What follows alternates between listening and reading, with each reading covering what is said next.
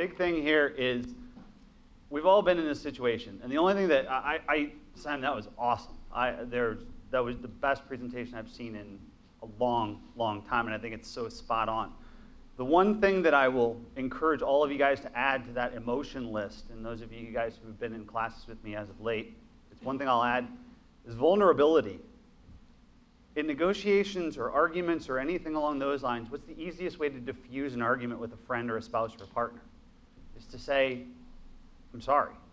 Is to take that emotion out. How many of you, just a show of hands, how many of you guys know how much your house is worth today? How many of you guys are super excited to raise your hand?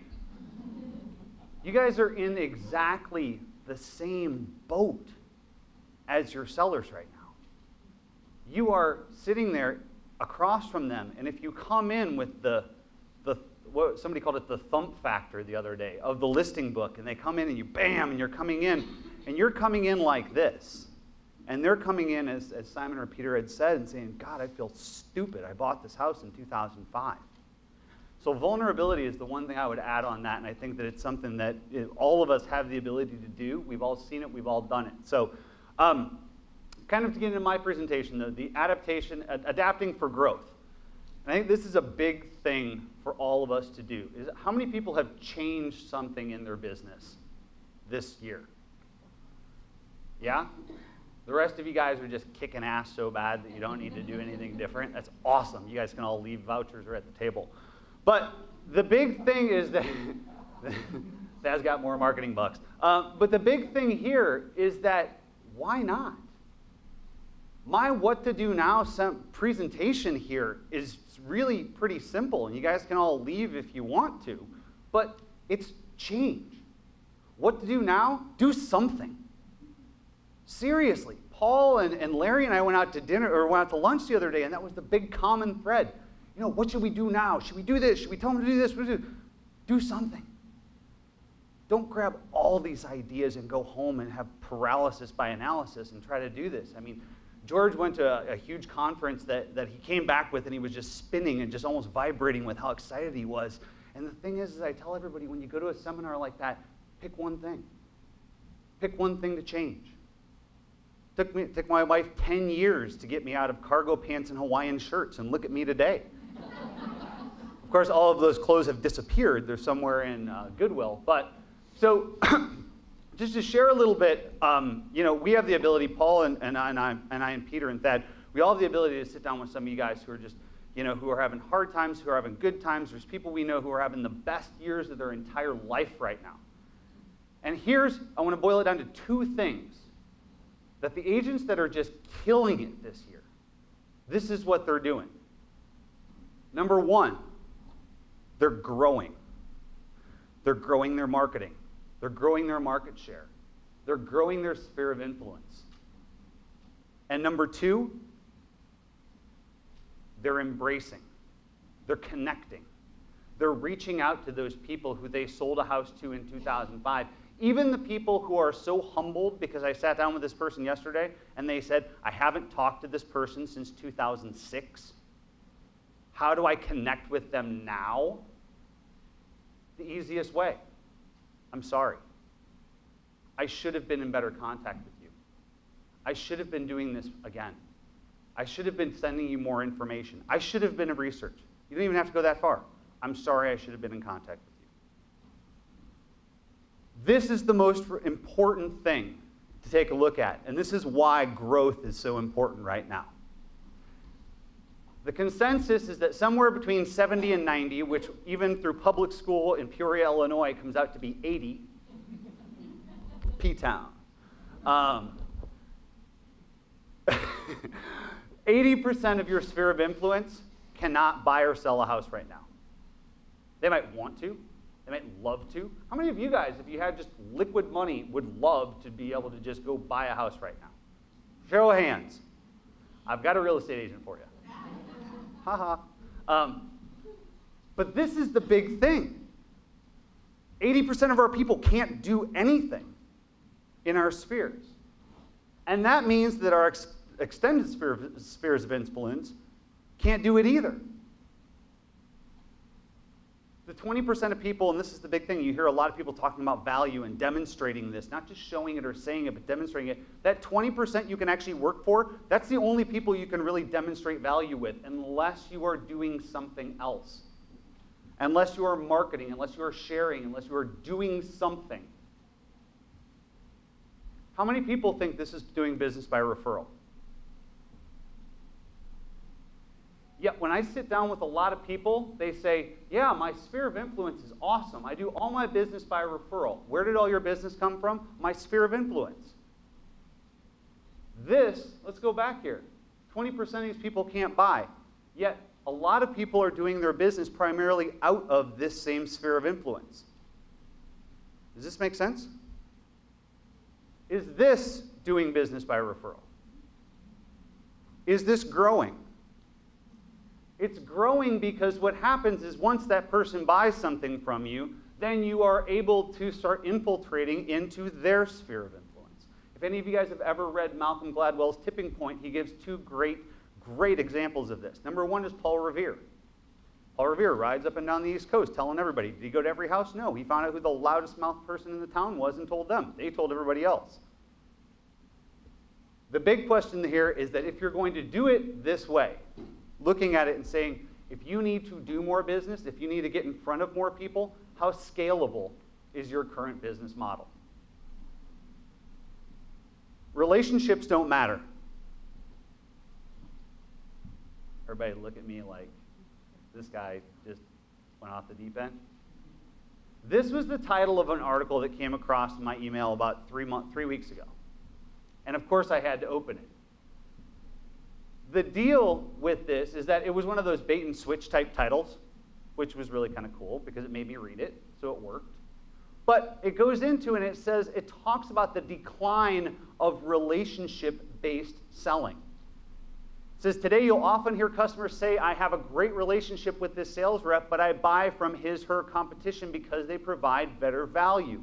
Don't do a show of hands, but I know a lot of you have experienced this. You sold somebody a house. They came to your client appreciation party. They've gotten all your stuff. You thought they loved you. You sent them a baby gift. Yet they listed their house with somebody else. It tells me the relationship still matters, but the relationship is not enough. A customer relationship is the result and not the cause of successful selling. It is a reward that salespeople earn by creating customer value. If you help customers think differently and bring them new ideas, then you earn the right to a relationship. This is the article. And of course, if you dive 6, 7 paragraphs deep into it, it says, why is this? It's certainly not because relationships no longer matter in B2B sales. That would be naive. Rather, what the data tells us is that the nature of the relationships is what matters. The nature of it. Did they view you as a friend? Did they view you as someone who remembers their birthday and their home anniversary? Or do they remember you as the key person in their life to go to for anything having to do with their home? That's the question. They did a study of about 6,000 people over the last 3 years. And the way they broke it down to 5 separate relationships, or 5 separate personality types. And so I just want to quickly go over this. And think about this. Relationship builders, which was the first one, they focus on developing strong personal and professional relationships, advocates, and across the customer organization. They're generous with their time, they strive to meet customers' every need, and work hard to resolve tensions in their relationship. How many people think this kind of sums them up in a majority? There's 4 other personalities out there, but the number one that they go through is down here, or is up here, the challenger. 27% of the sample.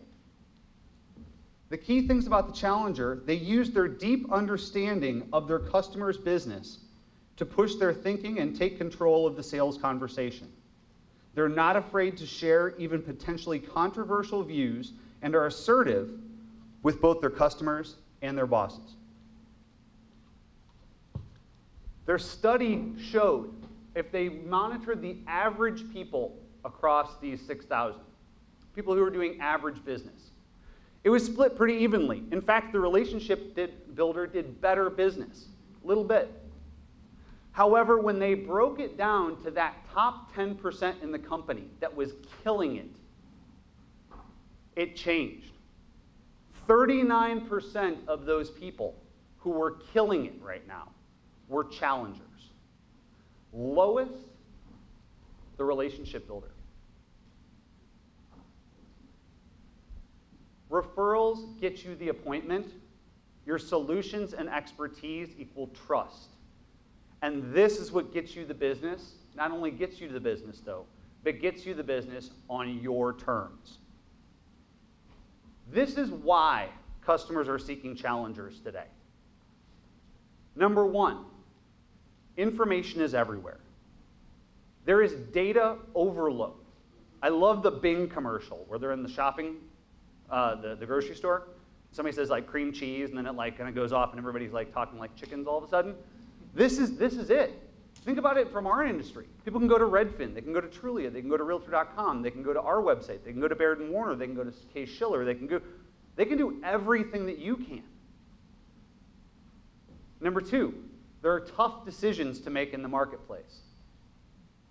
Did everybody at least get the movie reference here, that it's not just like NyQuil up here, at least? Thank you. All right. There are tough decisions to make today for your consumers. Do I sell? Do I buy?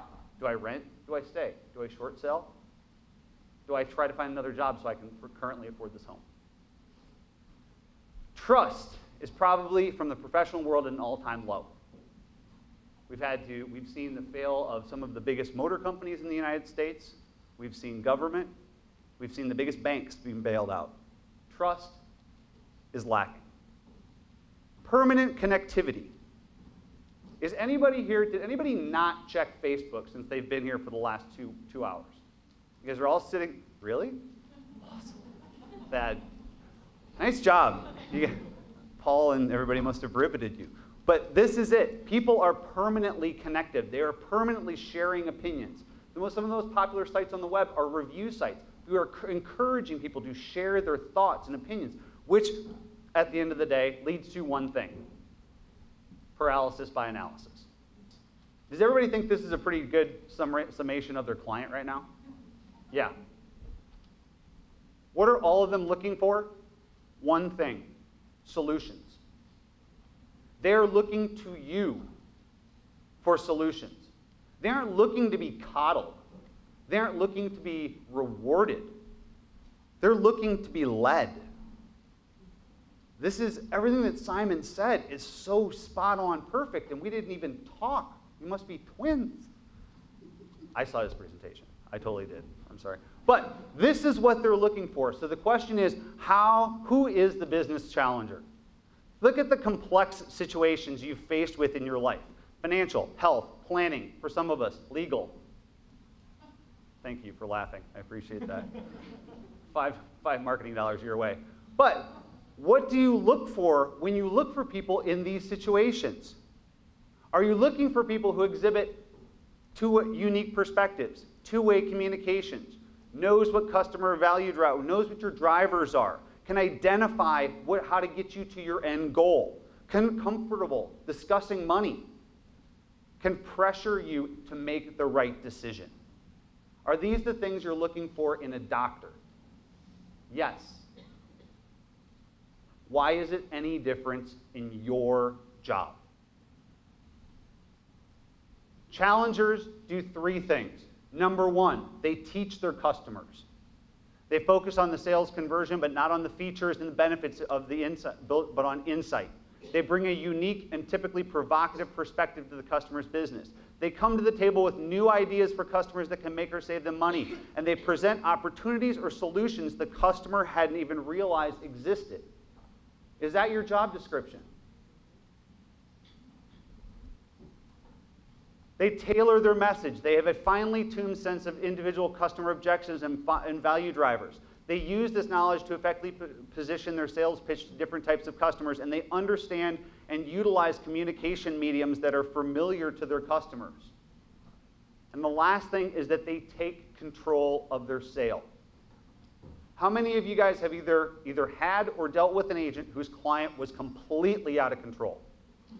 Yeah? Anybody? No. This is it. But here's the thing. Control cannot be started halfway through the relationship. While not aggressive, they are assertive. They are comfortable with tension and unlikely to acquiesce to every customer demand. When necessary, they can press customers a bit, not just in terms of their thinking, but around things like price or commission. How many of you guys have been to the Getting What You're Worth seminar? How many of you guys think it's awesome? Let's give Peter a quick round of applause.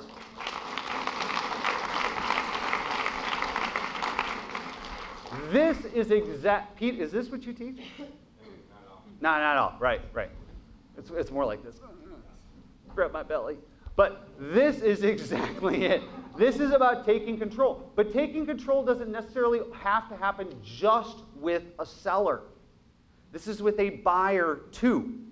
And you can't just walk in and be like, I'm going to take control. This is do it my way. You have to present it correctly. You have to have the right materials. We'll discuss each of these capabilities, but just as surprising as at challengers, it's almost more eye-opening who loses. In our study, relationship builders come in dead last. Those that are rolling over, remember this, any of the dog owners in the house know exactly what this is. That's who's coming in dead last. If you want to change your business, if you want to change your deals, if you want to make sure that your next contract doesn't end in that 18% that Pete said, this is what you need to do. They're coming to you for your expertise. They're coming to you for leadership. Are you giving it to them? What to do now? Number one, become the challenger. Teach, tailor, and take control. Approach each of the following suggestions and ask, how can these be worked into the conversations with?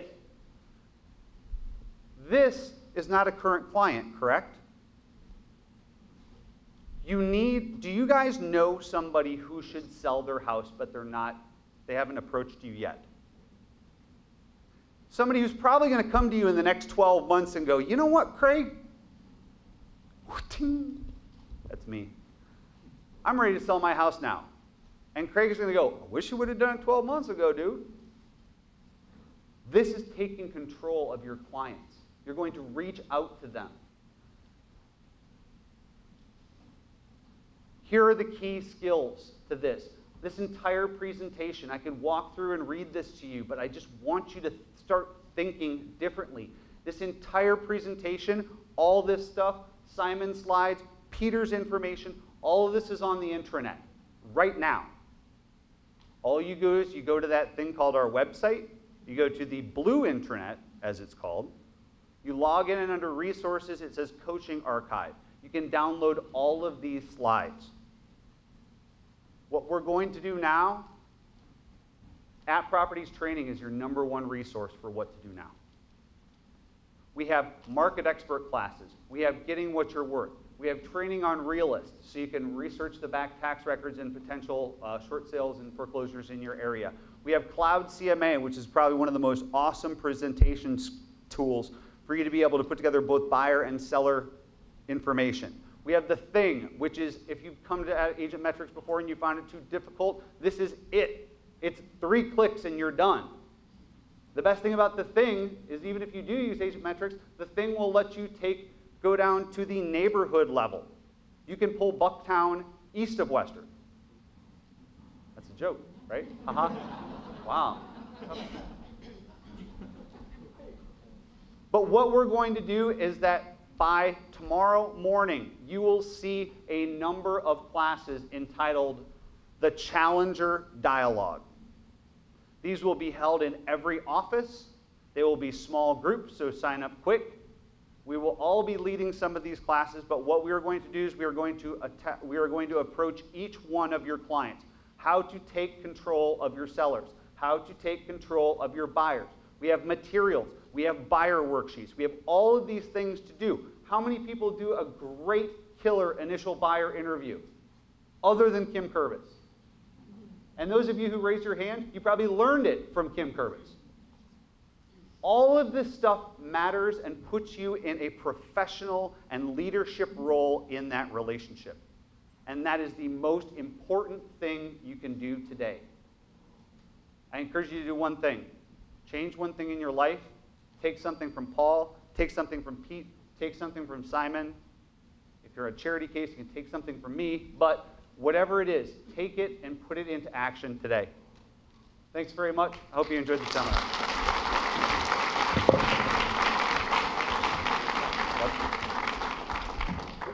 All right, that was fantastic, and we are right on schedule. I just want to close quickly with a couple of things. Number one, Paul, Peter, Matt, these three people work tirelessly for you guys, and I am incredibly grateful and honored to have them work for us at App Properties. Use them. They're giving you incredible resources. Simon, welcome to the family.